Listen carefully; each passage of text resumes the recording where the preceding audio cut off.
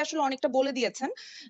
আমার কাছে মনে হয় যে আসলে পরিবর্তনটা মানিয়ে নেয়ার একটা ব্যাপার আমাদের মধ্যে থাকা উচিত। যেকোনো কিছুই কিন্তু পরিবর্তনশীল। সো আমাদের এই এখনকার যুগে আমাদের যে টিভি মিডিয়াটা ছিল সেখান থেকে কিন্তু আমাদের দর্শক আসলে কমতে এখন ওটিটি, সোশ্যাল মিডিয়া, YouTube এবং আরো TikTok আরো অনেক কিছুতে আসলে ডিভাইড হয়ে গেছে এবং এই পরিবর্তনটা আসলে চলমান থাকবে। এটা হয়তো আ এখন এগুলো আছে। এর পরবর্তীতে AI চলে আসবে। আরো অনেক কিছু চলে আসবে যেটার জন্য আমরা এখনো রেডি না বা আমি হয়তো ওই পর্যন্ত দেখে যেতে পারব না। কিন্তু পরিবর্তন আসলে আসবে এবং পরিবর্তনটা সাথে নিজেকে মানিয়ে নেয়া এবং সেইটার সুবিধাগুলো কিভাবে আসলে নেয়া যায় সেই জায়গাটা যদি আমরা একটু ফোকাস করি। আমাদের এখানে যেটা দেখা যায় যে যখন কিছু নতুন কিছু আসে তখন আমরা খুব ওইটার উপরে ঝুঁকে পড়ি। সেটা খারাপ অর্থে হোক এবং ভালো অর্থে হোক।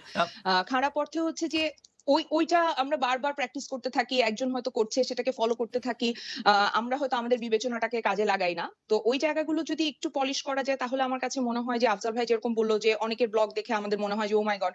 এত ভালো করেছে। অনেক ছোট স্টোরি আমি দেখি যেগুলো দেখে আমিও মুগ্ধ হই। আমার মনে হয় যে আ মানে একজন মানুষ কিভাবে এত কিছু চিন্তা করে এত কিছু সাপোর্ট ছাড়া হুম। এরকম একটা কাজ করে ফেলেছে।